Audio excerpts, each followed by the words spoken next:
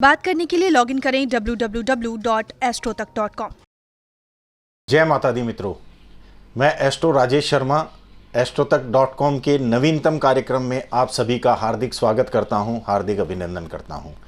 मित्रों, समय समय पर हम आप सभी के लिए जो नवीनतम जानकारियां लेकर उपस्थित होते हैं, आप सभी से निवेदन करते हैं कि इन जानकारियों को आप लाइक करें और अधिक से अधिक शेयर करें, जिससे कि आपके अपनों तक ये जानकारियाँ पहुँच सके, आपके मित्रों तक ये जानकारियाँ पहुँच सके। मित्रों, आप सभी से एक और निवेदन करना चाहता हूँ कि अगर आप में से कोई भी मेरे से बात करना चाहता है, अपने कुंडली के ग्रहों के प्रभाव और उनके उपायों के विषय में जानकारी चाहता है, तो आप www.astrotak.com की साइट पर जाएं, मेरा यानी एस्ट्रो राजेश शर्मा का प्रोफाइल क्लिक करें, आपकी कॉल मुझ तक आ जाएगी। और यदि आप अपना प्रश्न लिखकर मुझे भेजना चाहते हैं तो लिखकर भी भेज सकते हैं। आज जिस विषय के ऊपर हम बात करना चाहते हैं वो विषय है गुप्त नवरात्रि। आषाढ़ मास की शुक्ल पक्ष की प्रतिपदा तिथि 11 तारीख को है। 11 तारीख से 18 तारीख यानी 11 जुलाई से लेकर 18 जुलाई के मध्य गुप्त नवरात्रि का पर्व रहेगा। ये पर्व वैसे तो हमेशा ही विशेष महत्वपूर्ण होता है, समस्त गृहस्थों के लिए भी और सन्यासियों के लिए भी। सन्यासियों के लिए वैसे और अधिक महत्वपूर्ण होता है, क्योंकि गुप्त नवरात्रि जैसा कि नाम से ही विदित है,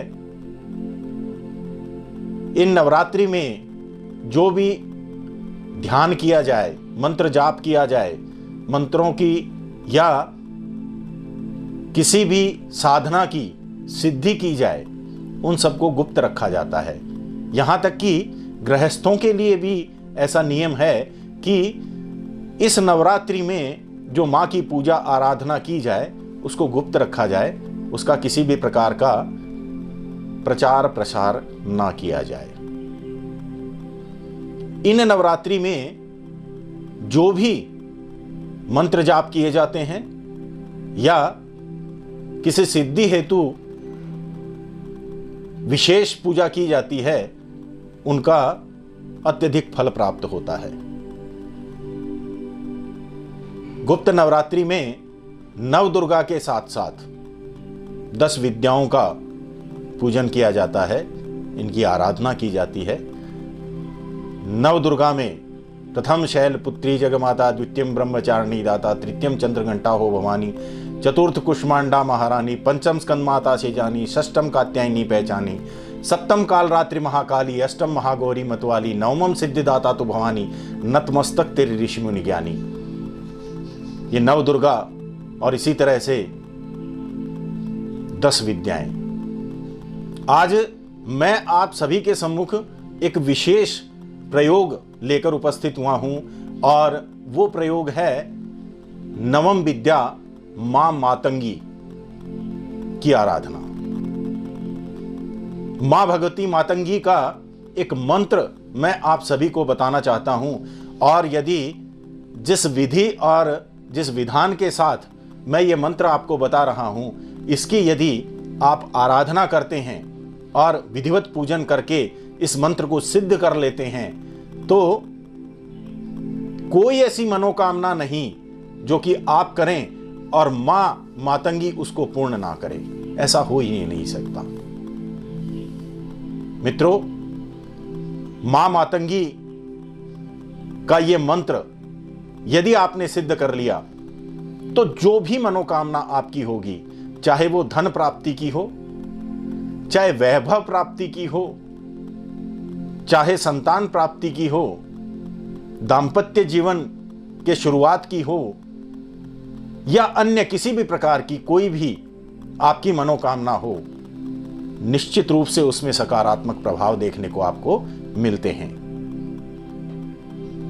इस बार जो गुप्त नवरात्रि का पर्व रहेगा वो मात्र 8 दिन का रहेगा, क्योंकि षष्ठी और सप्तमी तिथि ये एक हो गई है और इस कारण नवरात्रि का जो ये पर्व रहेगा वो 8 दिन में ही समाप्त हो जाएगा। 11 जुलाई से लेकर 18 जुलाई तक का ही ये समय रहेगा। विशेष महत्व इसका और भी बढ़ जाता है क्योंकि जो शुरुआत होगी वो रवि पुष्य नक्षत्र में इस नवरात्रि की शुरुआत होगी। तो इस विशेष योग का और विशेष पर्व का आपको निश्चित रूप से फायदा उठाना चाहिए और कोई भी अपनी मनोकामना मांगकर जो मैं मंत्र बता रहा हूं इसकी सिद्धि हेतु अवश्य प्रयास करना चाहिए। तो आप सभी जो छोटी छोटी बातें मैं बता रहा हूं, वैसे कोई विशेष बहुत लंबी चौड़ी और मंत्रों की पूजा नहीं है, एक छोटा सा मंत्र है, 9 अक्षर का मंत्र है और इसको बहुत आसानी से आप पूजन कर सकते हैं। सर्वप्रथम इन 9 दिनों में आपको जो साधारण पूजा हम करते हैं माँ दुर्गा की वो तो करनी ही है। सुबह शाम जो साधारण पूजा करते हैं वो तो आपको करनी ही है। अगर आप चाहें तो घट स्थापना भी कर सकते हैं। घट स्थापना के लिए 7:49 से पूर्व का समय आप रखें क्योंकि प्रतिपदा जो रहेगी वो 7:49 से पूर्व रहेगी। तत्पश्चात द्वितीया तिथि प्रारंभ हो जाएगी। तो 7:49 से पूर्व ही आप घट स्थापना कर लें। पूरे दिन, बल्कि यूं कहें कि नवरात्र का जो त्योहार चलेगा वो पूरे त्योहार के समय ही आप सात्विक भोजन करें। किसी भी प्रकार का लहसुन प्याज इत्यादि जो तामसिक भोजन होता है उसको छोड़कर सात्विक भोजन करें। अगर आप चाहें तो फलाहार भी कर सकते हैं, लेकिन फलाहार ना भी रखें, सिर्फ भोजन करके आप रहना चाहें तो भोजन कर सकते हैं, लेकिन सात्विक भोजन करें। पूरे दिन जो भी आप अपना कार्य करते हैं नियमित रूप से, जो भी आप व्यापार करते हैं, नौकरी पे जाते हैं या जो भी करते हैं वो आप कर सकते हैं। उसमें किसी प्रकार का कोई विघ्न इसमें उत्पन्न नहीं होने वाला। लेकिन रात्रि का जो समय होता है उसमें 8 से लेके 9 बजे के मध्य आप शुरुआत कर सकते हैं अपनी इस पूजा की। नवरात्रि यानी रात्रि के समय माता की जो आराधना करी जाती है, माँ भगवती की जो आराधना की जाती है वो विशेष फलदायी हो जाती है। तो 8 से लेके 9 बजे के मध्य, 8, साढ़े 8, 9 जब भी आपका मन करे उस समय पर स्नान ध्यान कर लेना चाहिए। वैसे भी गर्मी का समय है तो आराम से आप स्नान ध्यान करके स्वयं अपने आप को शुद्ध करें, शुद्ध वस्त्र धारण करें और अपने घर का जो पूजा स्थान है वहां पर जाकर बैठें। बैठने के लिए एक आपके पास में कुशा का आसन हो या कोई भी लाल कलर का आसन हो और 2-3 चीजें और, कोई बहुत लंबी चौड़ी पूजा इसमें नहीं करनी होती है।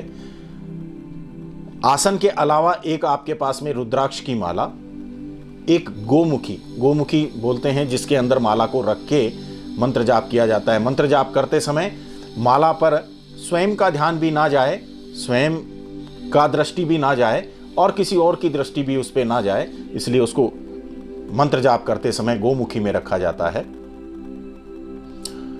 अपने पूजा स्थान पर आसन बिछाकर उत्तर दिशा की तरफ मुख करके आप बैठ जाएं। थोड़ी सी हल्दी आपके पास होनी चाहिए। उस हल्दी से आसन के नीचे षटकोण बना लें। बहुत आसान है। 2 त्रिभुज, एक सीधा त्रिभुज और एक उल्टा त्रिभुज बनाने से षटकोण बन जाता है जिसमें 6 कोने होते हैं। बहुत आसान है। षटकोण बनाकर उस पे आसन बिछाकर उस पर बैठ जाएं। आपके पास में एक जल पात्र यानी किसी भी तांबे की लोटी में जल भर के उसको रख लें। पंचोपचार पूजा हेतु जो साधारण रोली मोली धूप दीप इत्यादि वहां पर रखें। देशी घी का दीपक जलाएं और धूप दीप जलाकर सुगंधित माहौल को करके, और सर्वप्रथम आपको संकल्प लेना होता है। संकल्प बहुत जरूरी होता है। किसी भी मंत्र जाप को करने से पूर्व या किसी स्तोत्र को पढ़ने से पूर्व हमें एक संकल्प करना होता है कि ये हम संकल्प में अपना नाम बोलें, गोत्र का नाम बोलें, पिता का नाम बोलें, जिस स्थान पर आप वो कर रहे हैं उसका नाम बोलें और उस तिथि वार इत्यादि को लेकर किस उद्देश्य से इस मंत्र को आप पढ़ रहे हैं। यानी जो भी आपका उद्देश्य हो, धन प्राप्ति के लिए आप कर रहे हैं, व्यापार वृद्धि के लिए कर रहे हैं, अपने स्वास्थ्य के लिए कर रहे हैं, विवाह की कामना हेतु कर रहे हैं या संतान प्राप्ति हेतु आप कर रहे हैं, जो भी आपका उद्देश्य हो उस उद्देश्य को संकल्प के अंदर बोला जाता है। और कितना कर रहे हैं ये सबसे ज्यादा महत्वपूर्ण है, यानी कितने मंत्र जाप कर रहे हैं ये सर्वप्रथम आपको संकल्प के अंदर में बोलना होता है। वैसे तो किसी भी मंत्र को सिद्ध करने हेतु 10,000 की संख्या जो होती है उससे ऊपर वो मंत्र जाप होना आवश्यक होता है।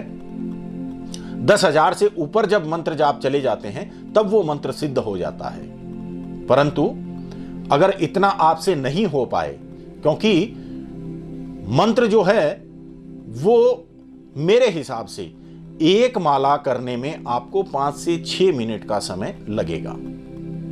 यानी अगर 10 माला की जाए तो 1 घंटे में और 30 माला 3 घंटे में, तो 8-9 बजे के समय यदि आप बैठते हैं और 12 बजे तक का समय, क्योंकि मध्य रात्रि तक ये अनुष्ठान अवश्य करना चाहिए। नवरात्रि के समय मध्य रात्रि अनुष्ठान सर्वोत्तम माना गया है, तो मध्य रात्रि तक आपको इसको करना चाहिए। यानी 3 घंटे का ये जो समय है 9 बजे से लेकर 12 बजे तक का, इसमें आप आराम से 31 माला इस मंत्र की जाप कर सकते हैं। 31 माला में 3000 यानी 3100 के आसपास का ये मंत्र जाप आपका हो गया। इस बार नवरात्रि का जो ये पर्व रहेगा वो मात्र 8 दिन का ही रहेगा, तो तकरीबन 25,000 मंत्र आपके ये इसमें पूर्ण हो जाएंगे।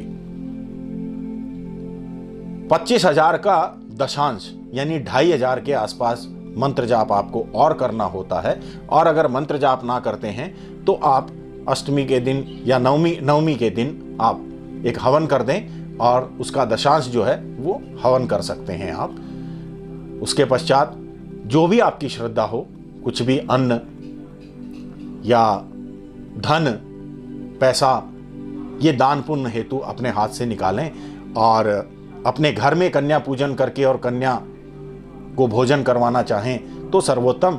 अन्यथा इस वक्त कोरोना काल का समय चल रहा है, यदि आपके पास में इस प्रकार की कोई व्यवस्था ना हो तो धन और जो दान देने वाली जो वस्तुएं हैं वो आप किसी मंदिर में दान कर दीजिए, ये भी आपके लिए उत्तम रहेगा।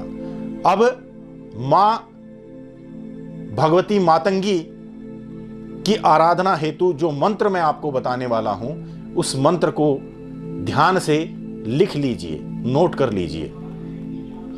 ओम ह्रीं क्लीं हुम मातंगई फट स्वाहा, ये मंत्र है। मैं एक बार फिर बोलता हूं, ओम ह्रीं क्लीं हुम मातंगई फट स्वाहा।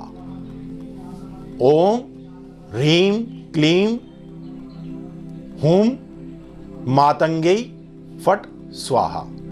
इस मंत्र का आपको 31 माला, जो मैंने आपको विधि विधान बताया है उस विधि विधान से सर्वप्रथम आप आसन के ऊपर बैठ जाएं, संकल्प करें।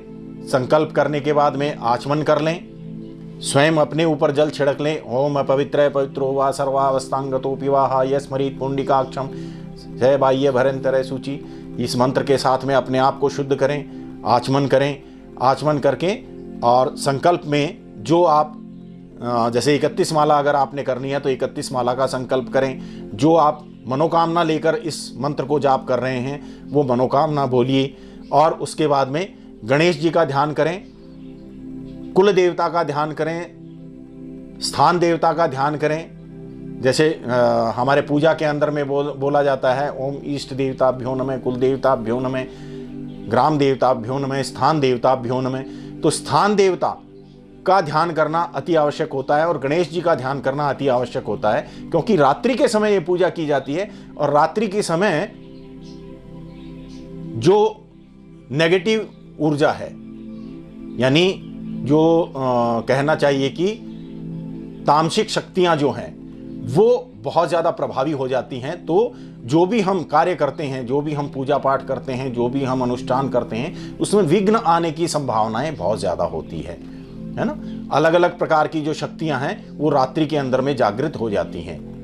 तो इसलिए गणेश जी का ध्यान करके और अपने अनुष्ठान को, इस मंत्र जाप को पूर्ण रूप से सिद्ध करने के लिए और संपूर्ण करने के लिए आप ध्यान करके और उनका आशीर्वाद लेके उसके बाद में इसको शुरू करें।